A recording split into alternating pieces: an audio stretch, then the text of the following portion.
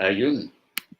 Gandang hapon po sa lahat. Again, this is Coach Lininho, empowering Pinoys, especially the 40s and above to rebuild their health by gaining muscles. If you've been watching sa live natin, you know na every 7 p.m. po tayo nagla-live, but very special po today because of course, meron po tayong very special din na event. So I had to choose. No? Meron po tayong very important event later at 7 p.m. So I had to move yung live natin earlier. So it's 5:20 p.m. because we don't want to miss yung live at saka educational content natin to add value to you.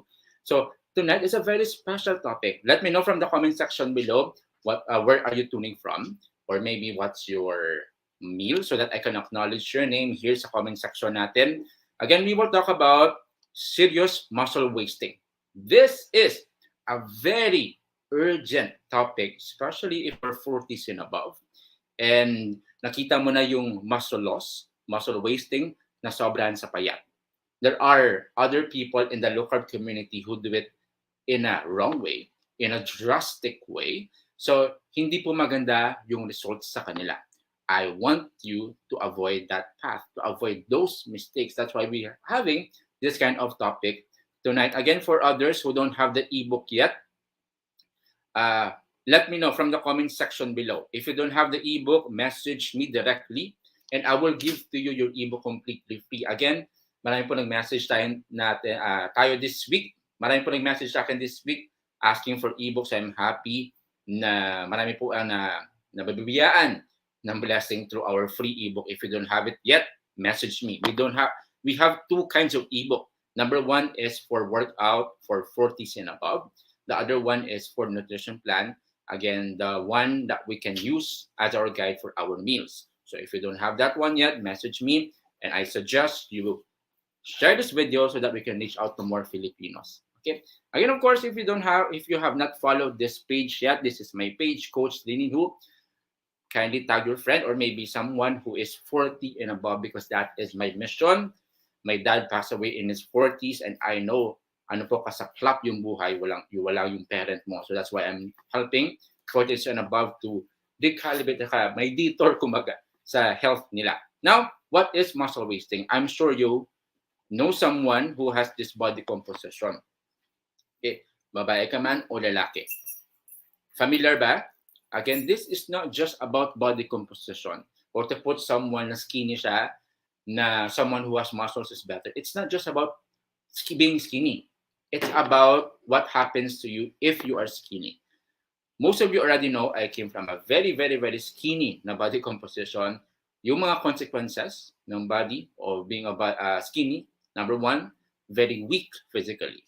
Number two, I got easily exhausted quickly when I carried things or maybe when I go upstairs, na mabilis po ako maghika. I also remember every time I had my allergies or every time I had fever, I had parang many days pa to recover compared to my peers or average people. So napaka-hassle po. I had my moment then when I was working as a teacher. Parati ako nagkakasakit. So it is not wise being skinny. Kasi we're talking about your strength, we're talking about your immune system, we're talking about your goals in life at the same time. So that's why we can change this one through right mindset at saka right information. These are the things that we will discuss tonight. Again, thank you po sa mga early natin na mga viewers tonight. Even though napa-early tayo, you're still watching. Ma'am Agnes, kamusta po kayo, ma'am? Good day sa lahat. Si Coach Riz. I am so happy that Coach Riz will be one of our amazing coaches soon. So looking forward for your ang puso mo, Coach Riz, to helping more Filipinos. So yes, ganda ng shirt. This is a WTG shirt. Thank you for letting me know. Magandang hapon, Coach Nins. Yes, tamang-tama. Thank you for watching, Coach Riz. Of course, si Ma'am Sunshine watching from Singapore. Ma'am Teresa de Pamilo, good evening to you, ma'am. Thank you again for sending amazing stars to me. Si Madam Regina will be is our coach, Regina. So thank you, Madam, for tagging your friends. Watching from Antipolo, si G. Al-Quran. Thank you po for watching. Okay, of course, Genesis, may question dito watching from YouTube. Well, try to answer this mamaya. Ma'am Lucia, kamusta po yung workout niyo, ma'am? na-start na po tayo sa workout natin. Great to see you, ma'am, here. Of course, si Sir Mario, one of our modern adults nandito sa community.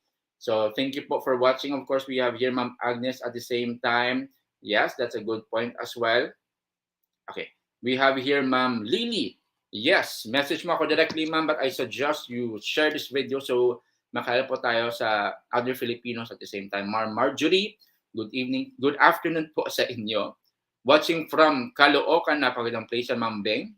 Of course, we have Ma'am Vilma at 71 years old. I'm so happy, ma'am, that you're watching. My heart is for 40s and above. Thank you po. Message mo ako directly and I will give to you your ebook completely free. So, let's dive muna sa content natin. What are the mistakes that you want to avoid? Especially if nagmamuscle wasting na, nagmamuscle loss na. Again, this topic is specifically for 40s and above. If you're watching right now, if you're 40, this is for you. If you're watching now, below 40 ka pa, okay, 30s ka or 20s, okay, you may want to study this in advance, or maybe you have a friend or loved one, you may want to tag that person so that that person is informed. Number one mistake, and I did this when I was starting low carb, no? I was uninformed yet about low carb and fasting. So unang ginawa ko, that's why I was so skinny, is prolonged fasting. Now, disclaimer, for others who are overweight, type 2 diabetes, you have your own protocol sa low carb and fasting. Follow that, especially if you have a coach, if you have a low carb doctor. Follow that protocol. Now, sa mga nasobrahan sa payat, it is not wise to prolong your fasting. Bakit? Coach Nins, I want to fast kasi gusto kong makuha yung benefits ng fasting. I understand. That's one of the reasons why, even though skinny ako, nagpa-fasting ako. Pero pala, ang idea is, if you eat less than what you consume, di ba? If walang gasolina yung katawan mo, o kung sa sasakyan pa, walang gasolina ang sasakyan, paano siya aandar? Di ba? That makes sense. So that is why you have to change your fasting schedule. You can gain the benefits of fasting. Okay, of course, it is mentioned most of the time in low carb community. We have the autophagy. I understand. We want to replenish ourselves. We can also have that benefit through resistance training. Okay, so if you don't want to lose the benefits, no, of fasting, have a mindset na makukuha mo yan through workout. Okay, so do not prolong your fasting. For others who are going 1 meal a day, 2 meals a day, you may want to change that to 3 meals a day. Bakit? We want to, of course, absorb yung enough protein in 3 meals para may time frame lang siya, may gap lang siya, enough for your body to digest it. Kasi others, gusto ko coach things 2 meals a day lang pero large portion. That's okay. Pero you are not what you eat. You are what your body absorbs and digests. So even though marami yung kainan mo, 1 meal or 2 meals a day, your body won't be able to consume and put that into muscles. So waste lang siya. You may want to divide it into 3 meals, okay, maybe 5 to 6 hours na gap lang, so that you're giving your body, your digestive system, that time to absorb. Okay, take it slowly, 3 meals a day. And this is from the experience of almost 90% of the people under me, okay, who got my enrollment as well, mga clients ko, nanggaling sa low carb community, again, nag-shrink yung appetite nila. Bakit? Kasi of course, if yung prolong yung fasting mo, ano mangyayari sa capacity ng tummy mo? Okay, para mag-store ng pagkain mo, shrink din siya. Because you are telling your brain, you're telling your digestive system na yung capacity mo kumain is maliit lang because of prolonged fasting. So mag-shrink siya. That is why most of you feel nanggaling ka sa 1 meal a day, you want to go sa 2 meals a day, or maybe nanggaling ka sa 2 meals a day, you want to go sa 3 meals a day. Napakahirap. Okay, it takes time. That's okay because you're giving your body that time to transition to 3 meals a day. So again, transition to 3 meals a day.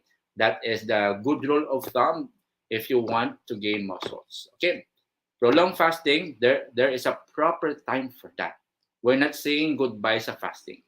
Okay, we are not saying goodbye sa fasting. There's a proper time and place for that. And again, this is specific only for those who are into muscle wasting na, who are into extreme muscle loss sa niya. You may want to add your frequency of meals. Okay, so that's number one, prolonged fasting. Okay. Number two, very, very important as well, because we have to understand yung body composition natin, how it is being shaped. Pangalawa is energy deficit. This is the most common mistake that we are having right now in a muscle wasting. So yung energy deficit, energy is from your food, is from your drinks. Every time we eat, there's energy. In other words, calories. Now, yung body composition natin, how your body looks like, how your body is being shaped, is again defined 70 to 90% of what you eat. Meaning to say, if you are deficit, or meaning eating less than what you use or consume, definitely you will lose fat or you will lose weight.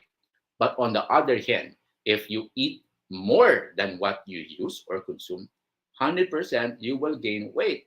That's how our body composition or the nature mandates us.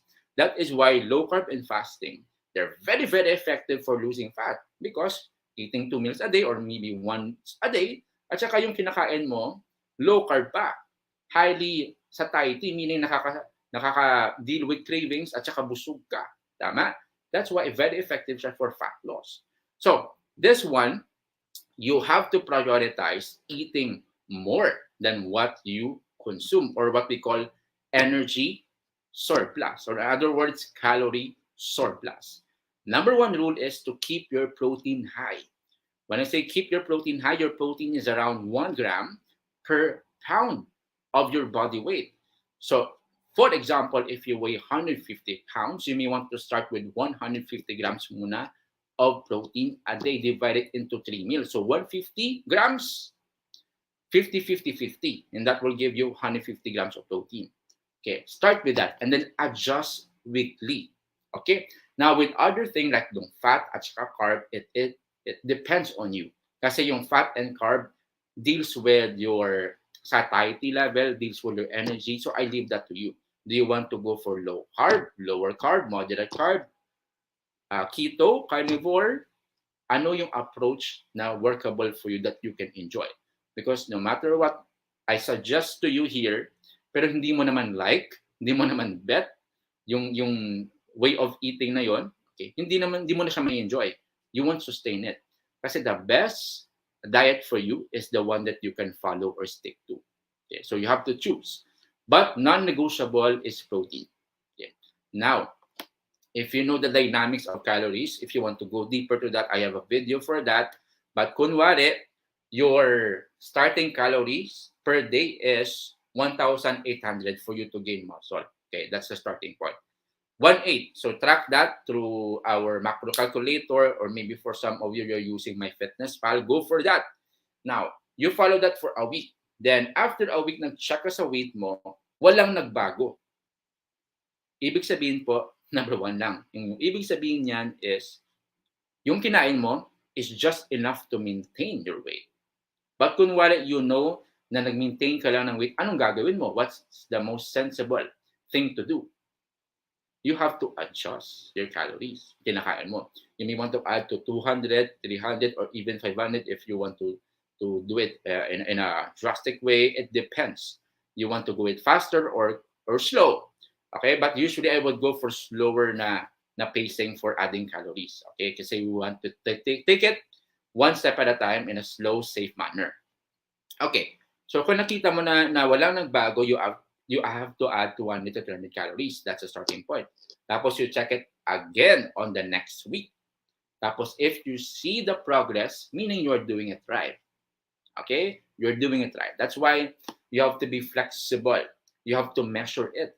Kasi what gets measured gets done.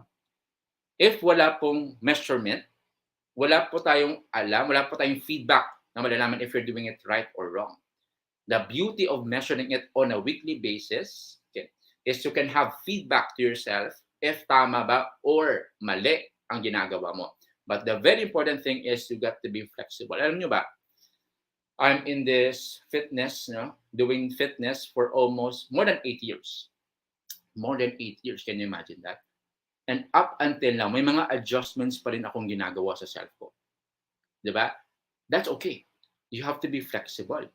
You have to be flexible on your lifestyle kasi life happens, schedule disruption with schedule happens, especially if you're 40s and above. Ay, nako, nakita ko yung lifestyle ng 40s and above.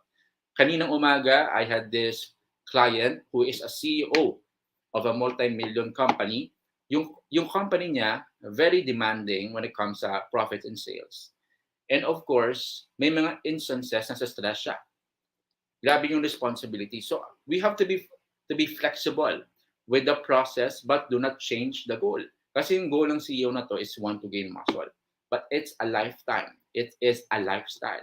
So do not change the goal but be flexible with the process so that you have to enjoy, you will learn how to enjoy the process.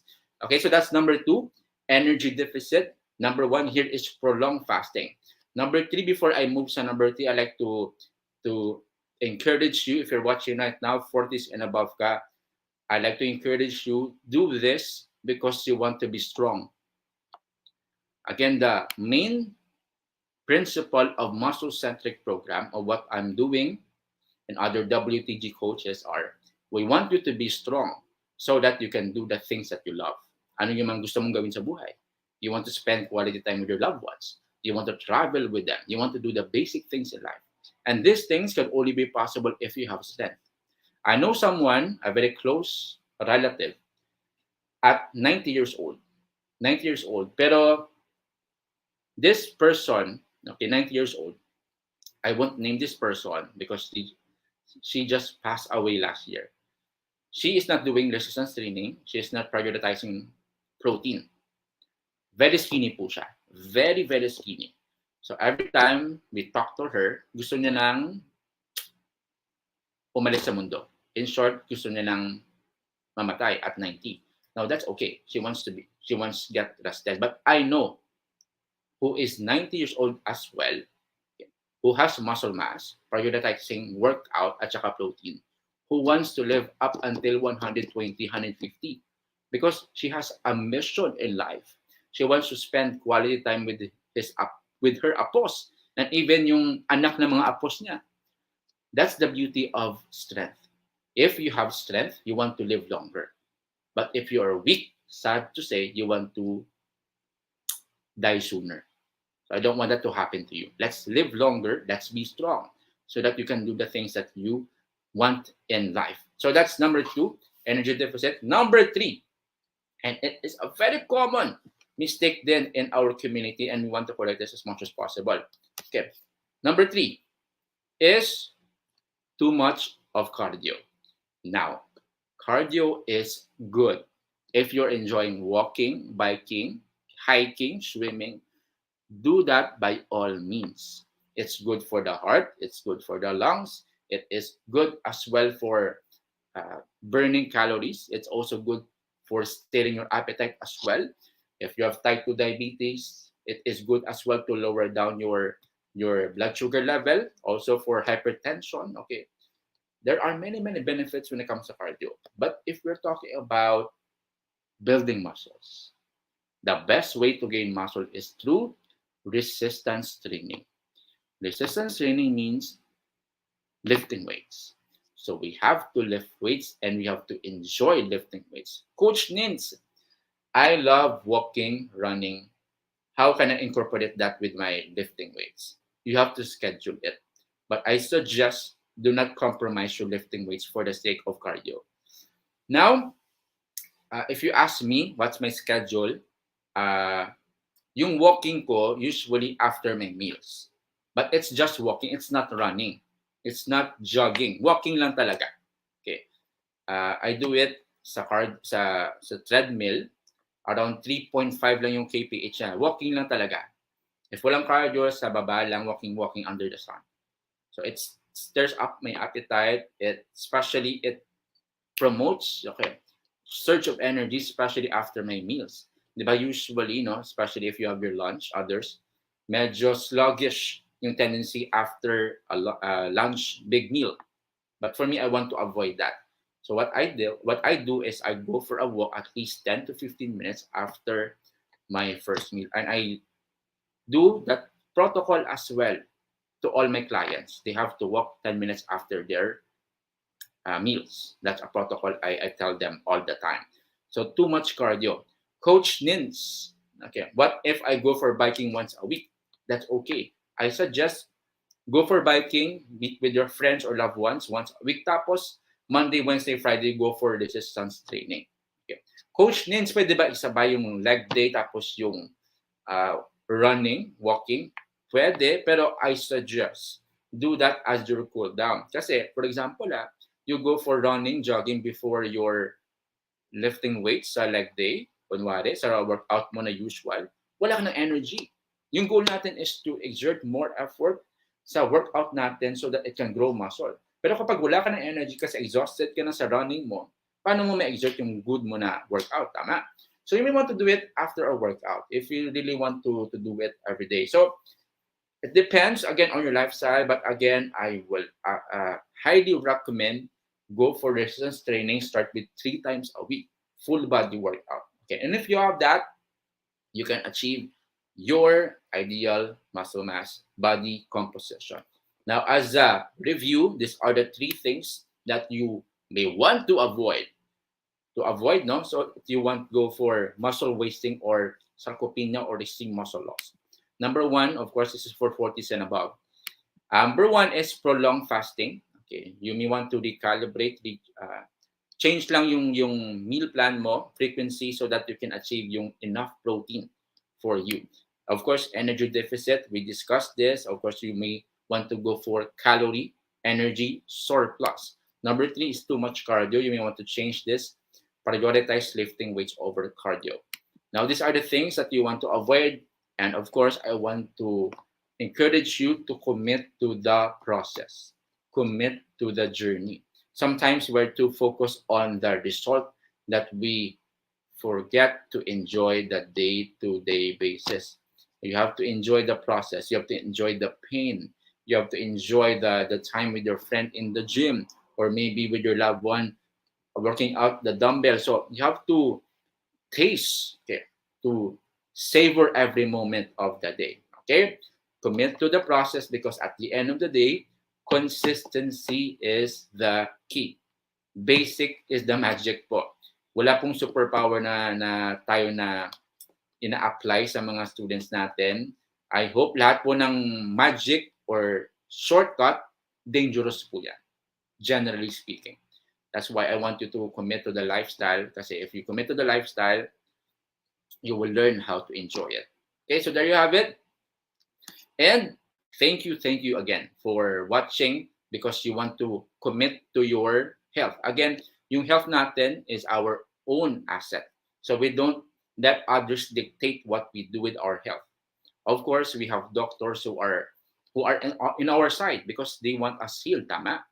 But of course, at the end of the day, you have to decide for your health, to take charge of your own health. So what's the best approach for your health? Follow that, but never stop learning. Never stop asking questions. So that's why we have this free live so that we can cater your question. Again, for others who don't have the ebook yet, let me know.